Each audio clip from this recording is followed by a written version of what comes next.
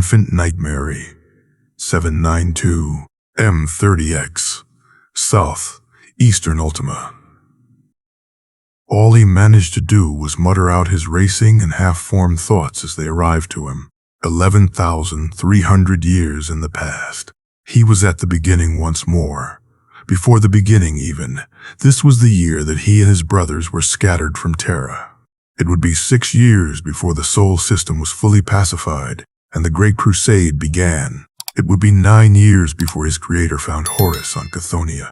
It would be 27 years before Rus was discovered on Fenris, and so on and so forth. It would be another 45 years before his past self finally met with the Emperor and Outramar joined the Imperium. Another 189 years before Alfarius, the last primarch, was found. 108 before Horus was declared War Master. 213 before Horus reveals himself a traitor at Istvan III. 222 before the siege of Terra. It could be a trick. It would be all too easy for this to be some manner of intricate and pointless deception to feed off some emotions in his soul. He wanted to believe it was true. Desperately he did. But the fact that he wanted to believe made him doubt its authenticity. But if this was a trick by someone who claimed his soul, then it didn't matter what he did or felt at this point, did it? He was already dead and bound in that case. No, if this was a trick, it didn't matter, because he had died already. If this wasn't a trick, and he operated under the assumption that it was, then all he would be doing is wasting precious time. He had time. Time to prepare, to act, to plan, to accumulate and train legions, to fortify and industrialize. More than a century of time to prepare himself and the galaxy for the coming calamities, to ready humanity for the approaching catastrophes. The only thing he could have possibly asked for, and he received it before. He was set upon his course of liberating that eldar goddess out of spite for one of his enemies, one of the ones that played a direct hand in the corruption of his brothers. Now he was going to do so with burning gratitude in his heart and a grin on his face. Fight through the endless armies of a single god of chaos, retrieve a Xenos goddess, and escape from the warp with the screaming souls of endless daemons at his back. A paltry price for the gift he had received. He knew the measure of his enemy, and they knew naught of him. Their defeat was already a foregone conclusion. All he had to do was use this time wisely. The World Singer saw his astonishment and eventually called for a break in their meeting. A room was provided to him, and he had yet to sleep in it. All he could do was stare into the horizon as his mind raced. A pen, and something to write on. He all but demanded those two things in his haze of racing ideas and plans. Steps for optimal outcomes considered, compared, discarded, and adapted as he thought of them. He did not touch the food or drink they provided. Too busy with recording notes and drawing up scratchy maps in his haste to jot his considerations down on something physical. He lost himself in that haze of writing and note-taking. Eventually the limits of his body catching up to him as he fell back into the arms of the chair he had been provided with. He exhaled mightily and stared at what he had wrought. 3 piles of stacked notes, each a meter in height and carefully organized according to the best he could manage in his delirium of planning.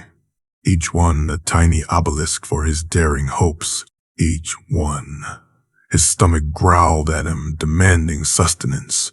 His throat scratched at him, demanding to be watered. His eyelids tugged at him, demanding rest.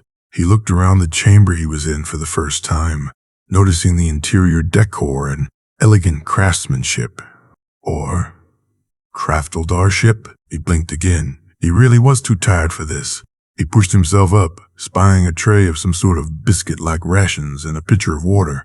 Stumbling over to it, he greedily consumed everything over the span of about a minute, then stepped over to the large mattress-like structure before falling over into it. He did not remember what he dreamt of, only that he felt it was too good to be true. Scant hours passed before his eyes cracked open again, and awareness returned to him. His eyes beheld a ceiling of carved wood and elegant Xenos swirls. They were not the wrought iron chambers of an imperial ship, nor the wretched idolatry of an imperial fortress.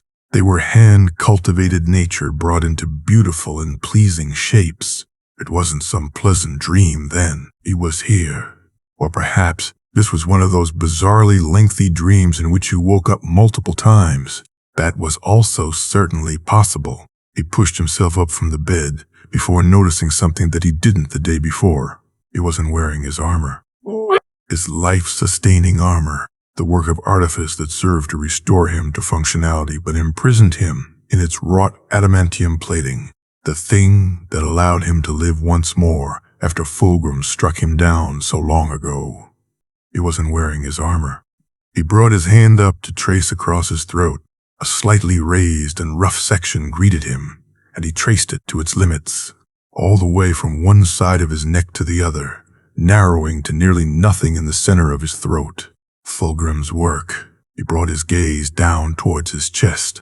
A much more visible and angry scar stretched across it. Following it revealed that it began on his back, right below the shoulder blade, and extended all the way down to below his left pectoral. The blade had cut deeply into him, splitting his heart in twain, it seemed. Mortarion's work. They were evidence of his past. Both should have killed him. Yet he lived. He lived without the supposed vital relic that sustained his life. He lived thanks to the actions of a laughing mask. Once, in a moment of despair, he had asked what more they wanted from him when he awoke to see the nightmare, the dream of his father and his brothers had become. He did not feel the need to ask it this time, because this time he knew that they didn't know what they wanted from him, but he knew what he was going to give them. He was going to give them his dream, a dream of a table seated by 20 brothers, of an emperor not bound to his throne, of a galaxy united against the 1,000-fold apocalypses that were soon to arrive. The first step was diplomacy. He rose from the bed fully, readjusted the sheet they gave to him as an improvised skirt, and took up his father's arms. Walking over to the table, he sorted through them until he found the correct documents and took them under his arm. He marched to the doorway and opened it gently, coming chest to face with an Eldar servant. He took a few moments to apologize and asked to meet with the World Singer again. The Eldar maid took a few moments to righten herself and rapidly flee the vicinity. The nearby Eldar guard took a few moments to haughtily chuckle at him. All in all, about what he was expecting. Your return from your Vol spell, then. The World Singer spoke dryly as one of his attendants poured 2 more cups of tea. Following the ceremony again, he drank first, demonstrating the cup was not poisoned, and then set it down politely. Guilliman took a slightly larger drink this time, demonstrating a willingness to put trust in his host, something that was met with a keen stare. He paused for a moment before asking a question to get it out of the way. Ball spell. Not familiar with our pantheon, then? I know of Isha and Kane. He admitted ignorance in the subject. He didn't have any particular pride in how much he did and did not know about Eldar religion. The World Singer nodded before explaining in a tautological manner. You know very little, then. Vol is our patron of artifice. To lose oneself entirely within your work is a Vol spell. It's known to occur at times. He nodded and filed the information away before continuing with his original line of thought. I apologize for it interrupting our conversation then. How far back in the current of time have you slipped? Guilliman paused and then sighed. I suppose it was rather obvious. It's known to occur at times. The World Singer said again. This time his voice was tinged in amusement. So long then. Decades. A few centuries? 11,300 years. There was a lengthy silence. The World Singer stared at him for seconds before slowly inhaling and exhaling, closing his eyes and furrowing his brow. It was the first expression Guilliman had seen him make. Slowly he reached for his tea, raised it to his lips, and drained it completely. He held out the cup for a refill. a refill that came shakily from the much more visibly stunned Eldar servant. A single drop fell from the stream to splash against the table. Slowly, the World Singer drained half of the second cup before finally setting the cup down and opening his eyes. I see, was his final reply. You claimed humanity was dominant across the galaxy then. I suppose 11,000 years is sufficient time for us to fall completely after the utter foolishness of our city-dwelling kin. Not quite, he corrected. Humanity will achieve galactic dominance in about 2 centuries, thanks to the efforts of the Emperor and his sons, the primarchs. He could see a slow fury begin to rise on the World Singer's face. He cut it off before adding another line. Then, about 20 years after our height, chaos will turn half of us against each other. Civil war will erupt, and 11,000 years of suffering and endless war will burn across the galaxy.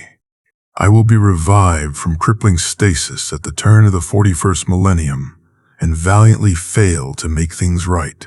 Then I will feel hands on my soul, hear laughter in my ears, and see a silver mask. It will give me a mission, and I will wake up on this planet in the exact year of my birth. Save Isha, the figure commanded of you. He likely heard from his warriors already. Save her from the depths of Nurgle's house. He nodded grimly. The World Singer took time to steady himself and consider the tale. After some time, he turned his attention back towards the last loyal Primarch. Show me. Let him into his mind was the real demand.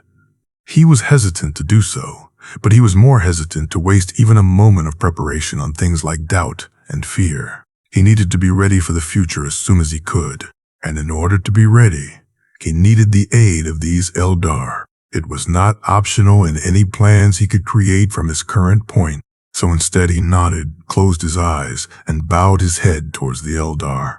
A finger pressed against his scalp. A presence approached the fortress of his mind, and with hospitality, he greeted it with gates opened. It strode into his mind, passing everything until it reached the mental library that formed his memories. Many moments passed. The presence began to sift through his memories. Guilliman had no shame worth hiding if it meant the same future would come to pass.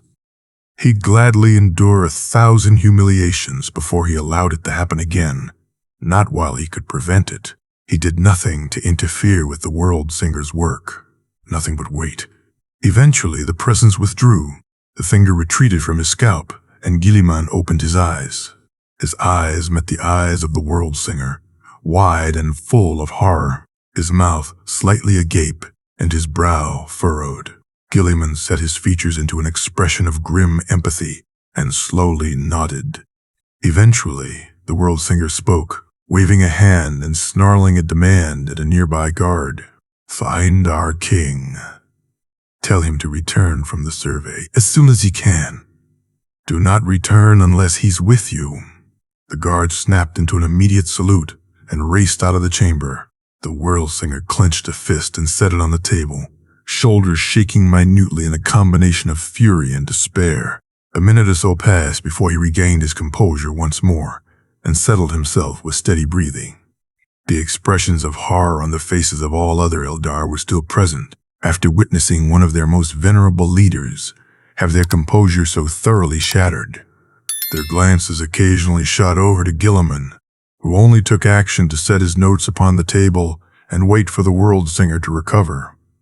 Once the World Singer recovered, he reached for his tea and drained the cup again. He did not hold it out for another refill. Instead, he gave another order, this time to the servant. Bring a bottle of wine, Millennium vintage at minimum. No, wait. He raised a hand and clearly held a debate within himself about it. 3 bottles. The servant nodded and scurried out of the room. The World Singer exhaled again and turned back towards Guilliman. He stared into the Primarch's eyes for a moment before speaking with none of the usual elegance of the Eldar. What a wretched vision. Guilliman nodded. What a wretched vision indeed. A vision that he was going to murder long before it began. He tapped the finger on the documents he had prepared before sliding them over. This was the Eldar-specific translation that he made detailing one of his many plans. The World Singer took the papers in hand and began to read, his brows unfurrowed, instead rising high upon his forehead as he read Guilliman's hasty handwriting. From what I now know of your memories, this is rather ambitious, the World Singer muttered. The galaxy cannot afford my hesitation. Even a single one of the threats to come would have me consider this. All of them render it non-optional. There is only one path ahead of me.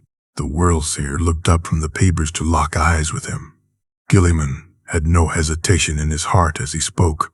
I cannot afford to choose who to save. I must save everyone, including the Eldar, the World Singer tested, knowing of the Imperium's policies on Xenos by now. Guilliman responded resolutely. I cannot afford to spend a single working life wastefully.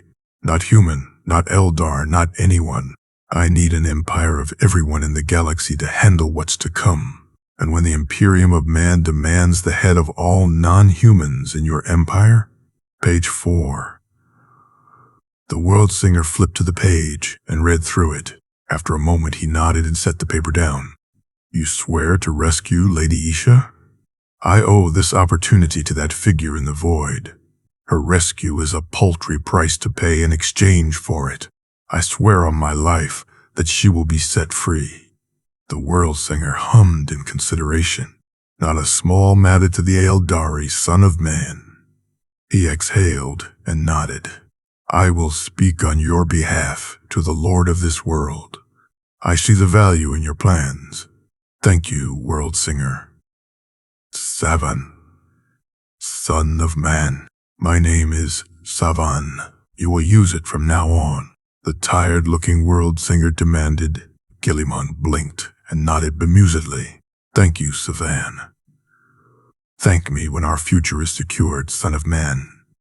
He had been escorted back to his guest chambers after the conversation with Savan had ended, waiting for their apparent king to return and for the World Singer to speak with him.